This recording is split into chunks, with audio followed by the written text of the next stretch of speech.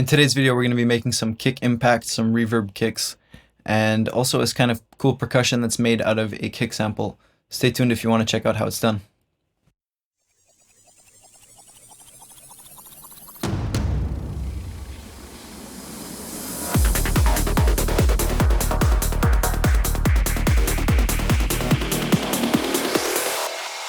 What is up, guys? You're watching Claritone Audio. My name is Killian, and in today's video we're going to be making some impact kicks and reverb kicks out of some kick samples from my upcoming kick pack. I know it's been a couple weeks since my last video, so I just want to mention I'll be doing a couple of videos to kind of catch up, and I have a lot of cool content coming. So please subscribe to the channel if you want to see those. And in today's video, as I mentioned, we'll be doing some effect kicks and also a little kind of percussion sample, effect sample out of one of the kicks. Before we hop into Cubase, just want to mention, check out the links down below. You got the link to my Patreon and also the Facebook group that I started, which a lot of different YouTube content creators and side producers are in there. It's a great resource. You should check that out. And if you want any of the presets or samples that I'm making in these videos, just go ahead and support me on my Patreon channel. You can support the lowest tier and you'll get access to all the samples and stuff that I do throughout the videos. And you should also check out the other tiers for the other cool perks and stuff you can get within those. So let's hop into Cubase and we'll get started right away. Alright, so here we are in Cubase. We've got these two kick samples just imported. We've got nothing on them. Nothing is done yet, so we'll just take a listen to both of these samples for now.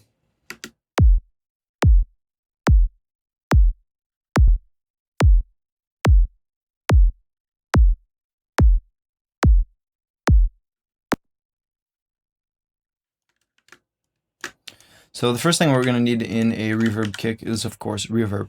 So my personal favorite and the ones that we're going to be using in this video are going to be Valhalla's reverb, of course the vintage Verb with the plate algorithm selected. And the second reverb that we're going to look at is the Polyverse Comet reverb, which is a really nice sounding reverb, and it really does the trick in this case as well. So first we'll start off with the Valhalla one, for example. We'll make a couple copies if we want to try out a few different reverbs just using the same two kicks. So we'll open up a Valhalla here, and we're going to select the plate algorithm as I mentioned. So we can either select plate, or further down we also have dirty plate, but for now we'll just go with plate. The first thing I'm going to do is bring that decay right up to probably somewhere above, 15 to 20 seconds in that ballpark, just so we can get a really long sounding impact kick or reverb kick. And then we can actually export it and play with the fade out if we want to make it a little bit shorter. So let's listen to what we have here so far.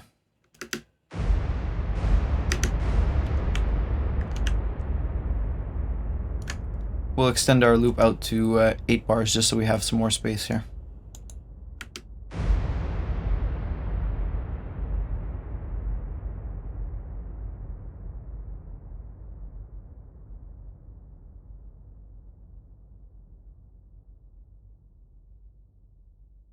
So it sounded pretty cool, but right away I noticed there's a little bit too much bass and it sounded kind of washed out. So the first thing that I might want to do is equalize it before it goes into that reverb so we can cut off some of that bass and maybe cut out some of the actual punch from the kick.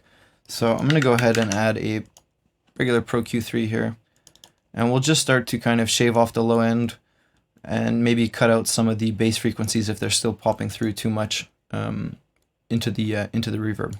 So let's give this a listen now.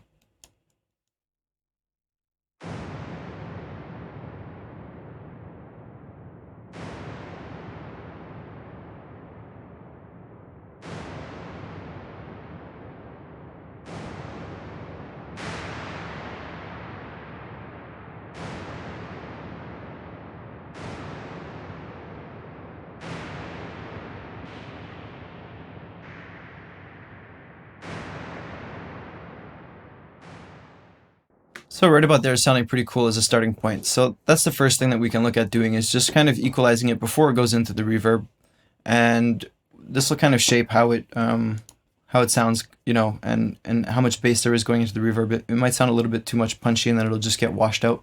What we want is almost a white noise sounding impact with obviously some punch to it. There's still going to have to be a little bit because we still want it to be a kick impact. So we're going to let a little bit of that through.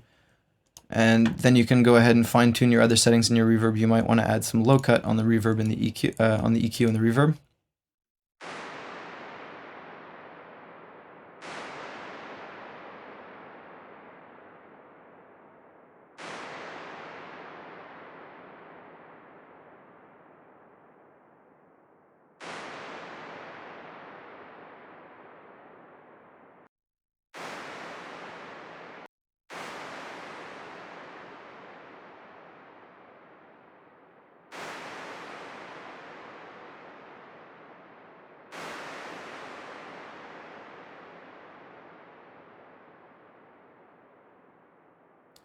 So that's sounding pretty cool, and that's basically how you're going to set up your kick reverbs. You can go ahead and play with stuff like limiting, compression, and maybe even some envelopes so that you can play with the amount of punch and the amount of tail if you compress it or limit it altogether. So we'll do the same technique with the second kick over here, but we're going to look at a second reverb that I really like for this, which is Comet by Polyverse Music. So same type of deal with this one. You can select one of the presets if you want. There's a couple of cool ones. You know, if you go for something like large.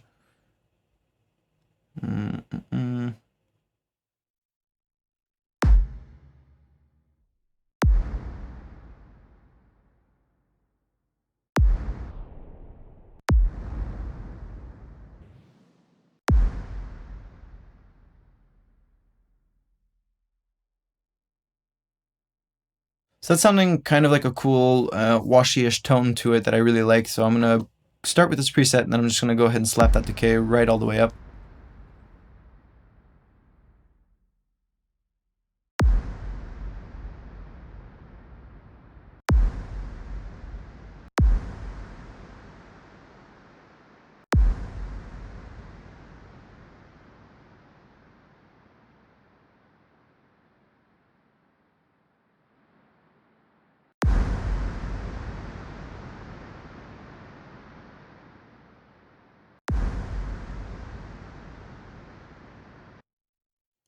Now the same technique, what we're going to do is we're just going to put an EQ before that, because again it's sounding a little bit too kick-like. And we'll go ahead and trim this as much as we want.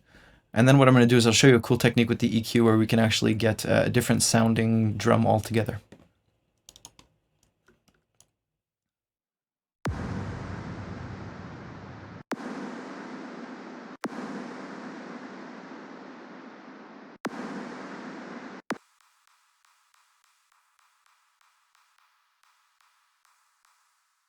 So what you can do with the EQs, you could really just scoop out certain sections and start to get different tones.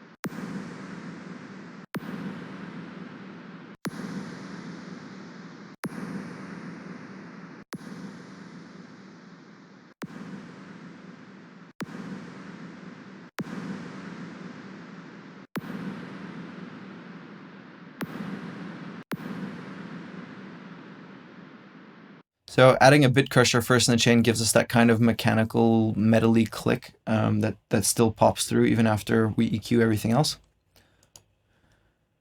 Another thing we can do is maybe make the tail a little bit longer. Let's just add a quick like L1, and we'll just limit the hell out of it.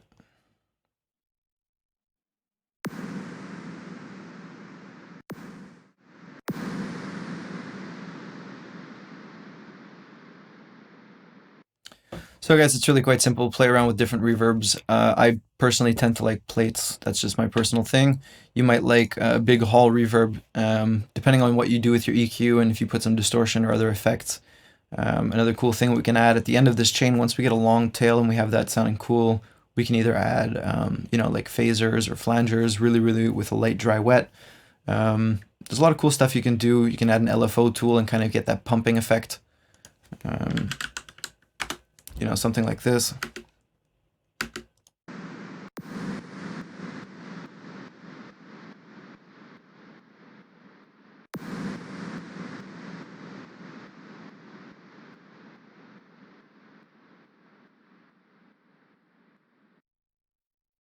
So there's a lot of cool stuff you can do. What I'm going to do is I'm actually just going to copy one of these kicks over so that we start off with the reverb. And I'm going to further apply some EQ, and we'll get a different tone out of it. It's going to make it sound like a whole different percussion. So it's really cool. I'm sure you guys have heard this kind of Perc sound before. So we'll go back into our EQ here, and what we're going to do is we're going to delete everything, and we're going to just use a high shelf and a low shelf. Or a high pass and a low pass, sorry. and we're gonna up the Q a lot, so we have a really resonant boost in the Q. And we'll use this to tune a certain frequency in the kick drum to make it sound like a different perc. So let's just hear what that sounds like first, and then we'll slap that reverb back out of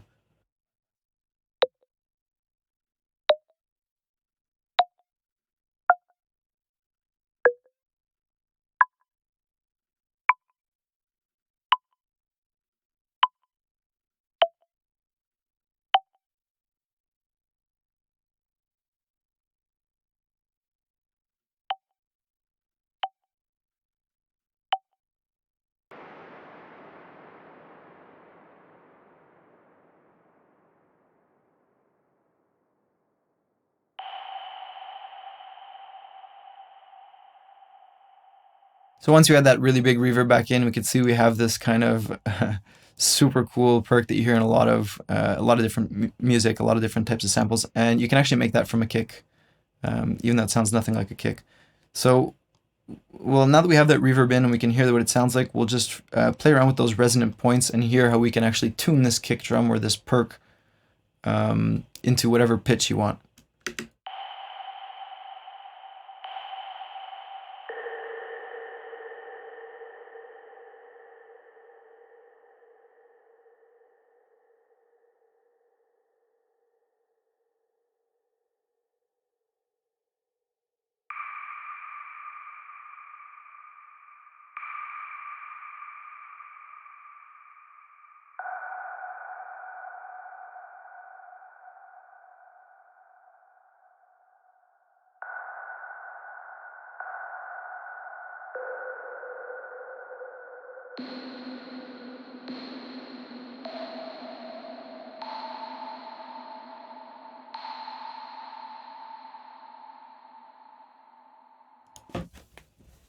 All right, so that about wraps it up for this one. Just wanted to really quickly show you how I'm going about making a couple of kick impacts or reverb kicks out of the kick samples that I'm making. And also that really cool perc sample. I hope you guys like that one and you realize that you can make a lot of cool different sounding drums starting from whatever you want, just using resonant points, and you can make some weird boosts and use some effects creatively, and you can end up with some really cool stuff like that for your drops or your impacts. And I'll basically just show you guys a quick clip now of adding them over on top of some kick and bass so that you can get an idea of what they sound like in context.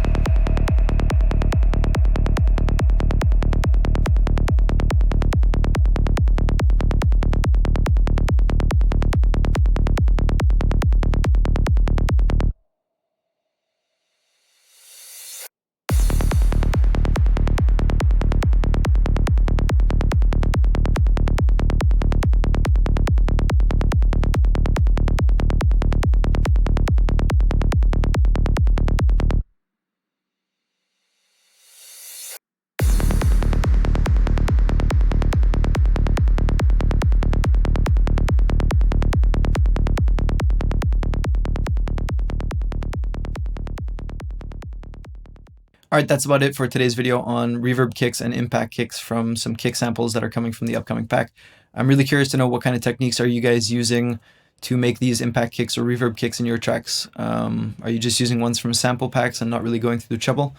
In either case, I hope this video gives you some inspiration and shows you how quick and easy you guys can start making your own and even turning your kicks into different sounding percs altogether. If you want to support the channel, you can subscribe, or you can check out the links down below to my Patreon, where you can get access to all the content that I create in these videos. And you can also help me and suggest new videos and get other cool perks that are available to the different tiers on my Patreon. So check out those links down below, and I'll see you guys in the next one.